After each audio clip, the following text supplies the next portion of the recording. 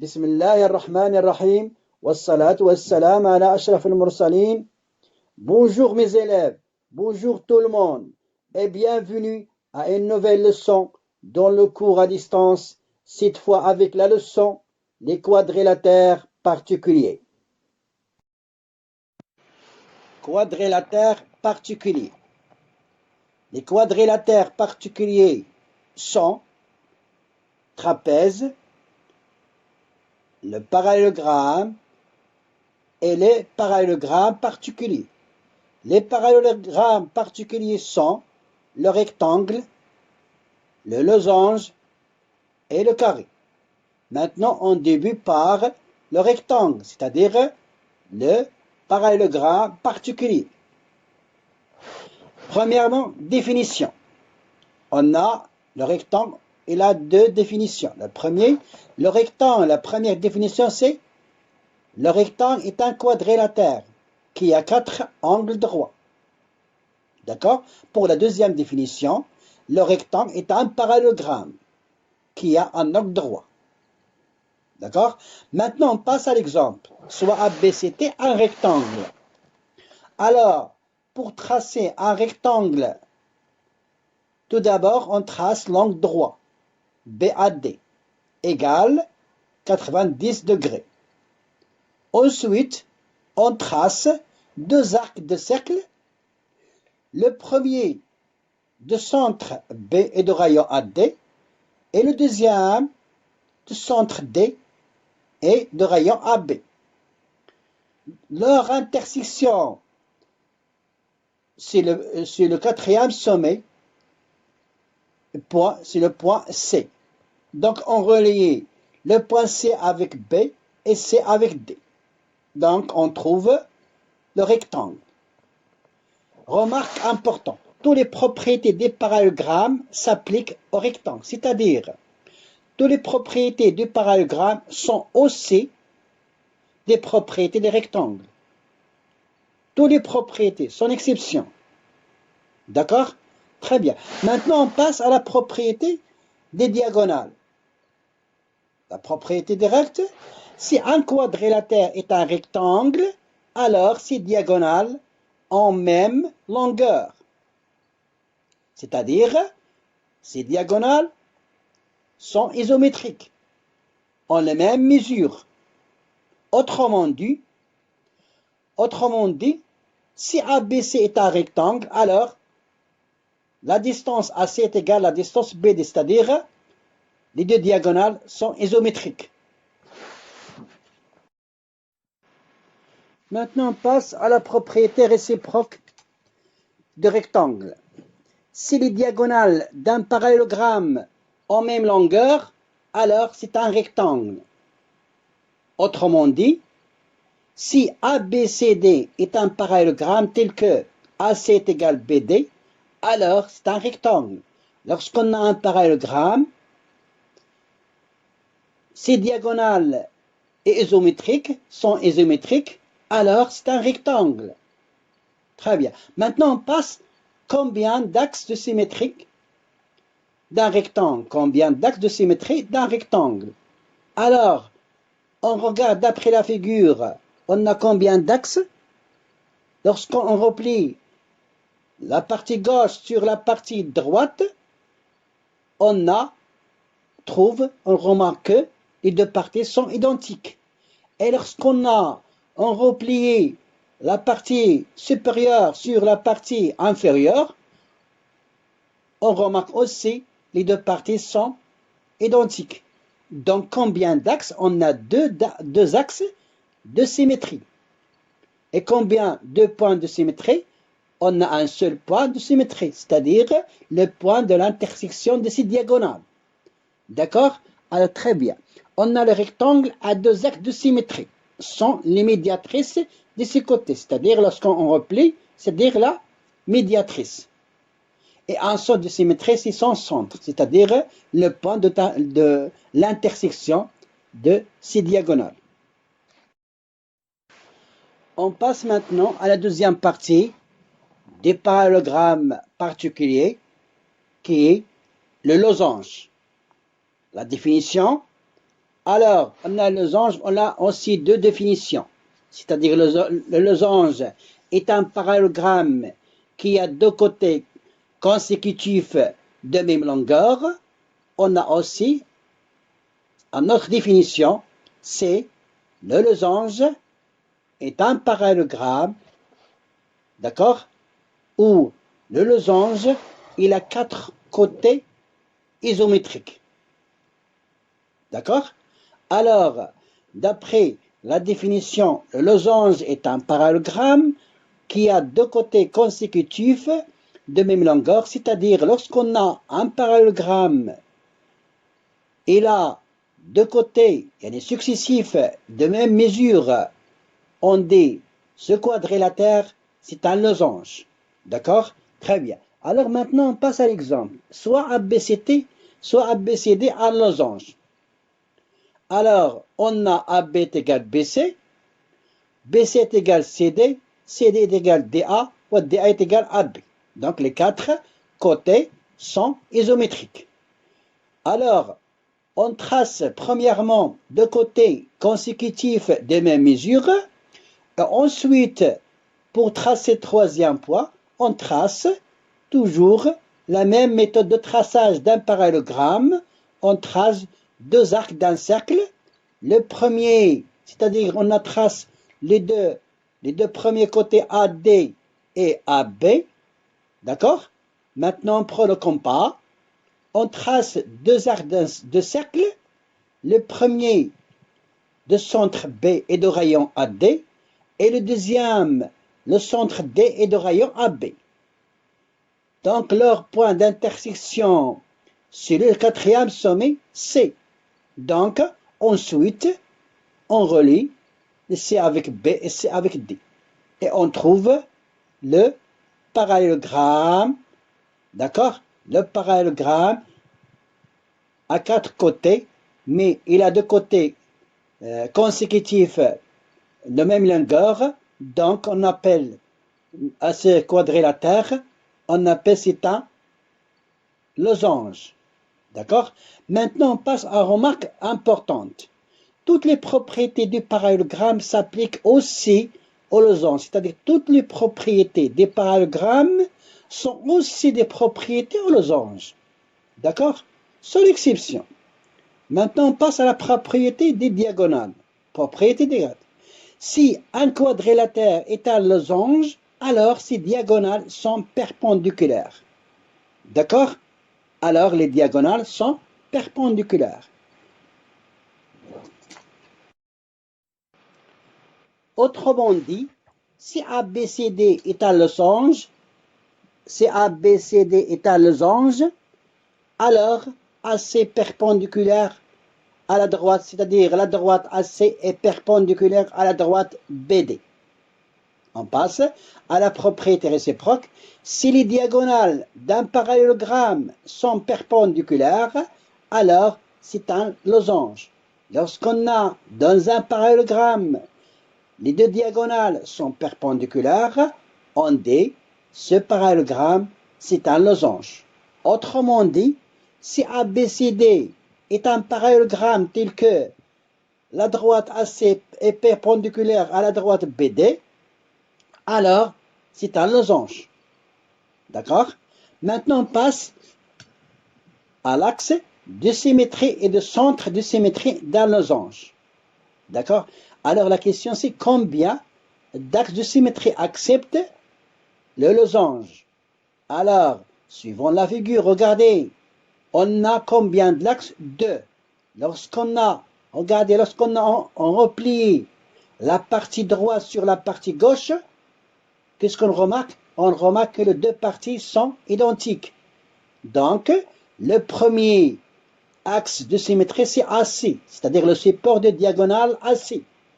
Et lorsqu'on replie la partie supérieure, c'est-à-dire la partie ABD sur la partie BCD, on remarque aussi que les deux parties sont identiques. Donc le deuxième axe de symétrie, c'est la droite BD, c'est-à-dire le support de diagonale BD.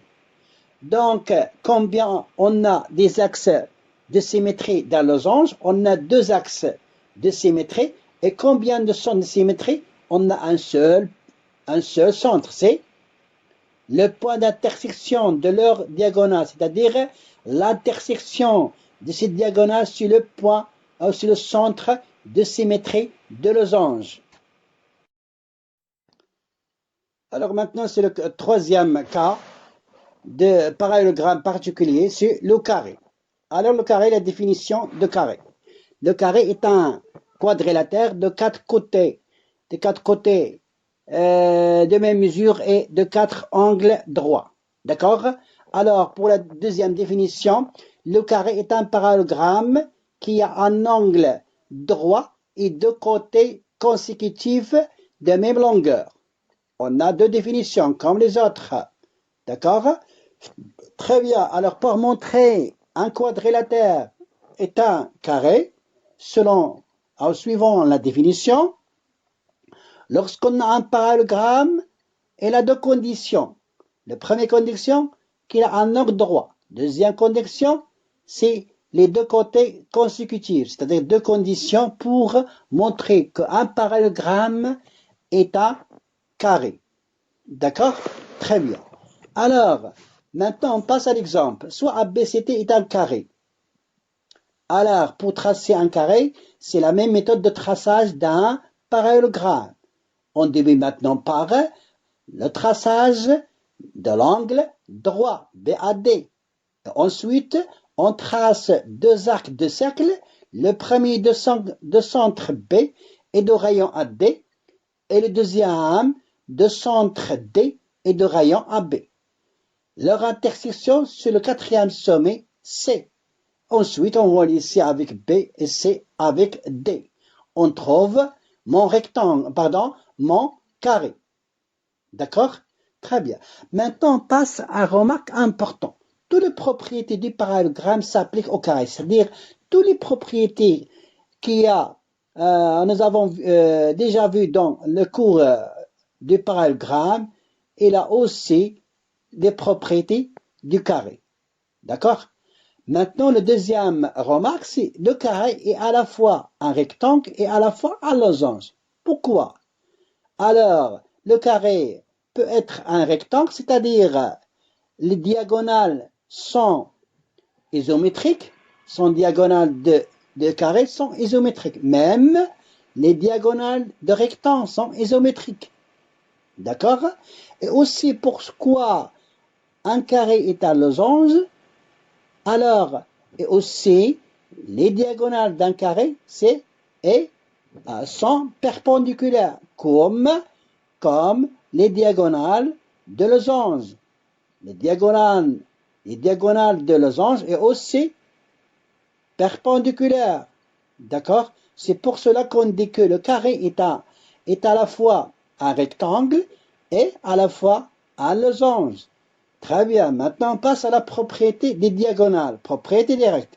Si un quadrilatère est un carré, d'accord? Si un quadrilatère est un carré, alors ces diagonales sont perpendiculaires, premièrement, et en même longueur, deuxièmement.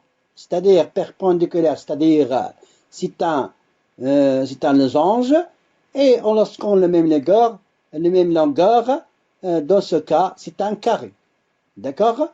Autrement dit, si ABCD est un carré, alors la droite AC est perpendiculaire à la droite BD. Et la distance AC est égale à la distance BD, c'est-à-dire les deux diagonales sont isométriques. Pour la propriété réciproque du carré, si les diagonales d'un parallélogramme sont perpendiculaires et en même longueur, alors c'est un carré. Lorsqu'on a un parallélogramme, si les diagonales d'un parallélogramme sont perpendiculaires et étant la même longueur, alors c'est un carré. Autrement dit, lorsqu'on a ABCD d'un parallélogramme tel que la droite AC est perpendiculaire à la droite BD et AC égale BD, alors c'est un carré. D'accord? C'est une propriété réciproque. Pour démontrer qu'un parallélogramme est un carré, il faut toujours deux conditions. Le premier, soit les diagonales sont perpendiculaires et de même longueur, c'est-à-dire les diagonales isométriques. Très bien. Maintenant, on passe à l'axe de symétrie et le centre de symétrie d'un carré. Combien le carré accepte d'axes de symétrie? Combien? 1, 2, 3, 0, combien? Donc, d'après la figure, on a combien d'axes de symétrie? C'est 4. 2 sont les supports des diagonales, c'est-à-dire la droite AC et la droite BD sont les supports des diagonales, et les autres sont les médiatrices de ces côtés. Sont les médiatrices, c'est-à-dire la médiatrice du côté AB et aussi médiatrice du côté DC. D'accord? Lorsqu'on a dit la médiatrice, c'est une droite qui passe par le milieu d'un segment et perpendiculaire à son support. Et lorsqu'on a deux droites sont parallèles, si une droite est perpendiculaire à l'une et aussi perpendiculaire à l'autre, c'est-à-dire la première médiatrice c'est dia AB et aussi la médiatrice CD. C'est la même chose pour le côté BC et AD. Donc, on a combien d'axes? On a 4 axes de symétrie. Sont les diagonales et les médiatrices de ces côtés. Et combien de centres de symétrie? Et un centre de symétrie. C'est son centre, c'est-à-dire le point d'intersection de ces diagonales. D'accord? Pour la quatrième partie, illustration sur ce qu'il faut savoir des quadrilatères particuliers, on a trapèze, parallélogramme particulier. On a trapèze, c'est un quadrilatère, d'accord? Mais ce n'est pas un parallélogramme. Pourquoi? Parce il a seulement deux côtés en gras sans parallèle, selon la figure. On a le parallélogramme, il possède des propriétés aussi.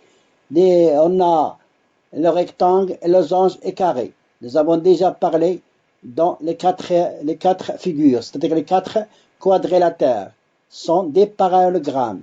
Mais le rectangle et le losange et carré, ce sont des parallélogrammes particuliers. Alors, pour les 4 parallélogrammes ci-dessus, ils sont de symétrie. Les droites en pointillés sont les axes de symétrie.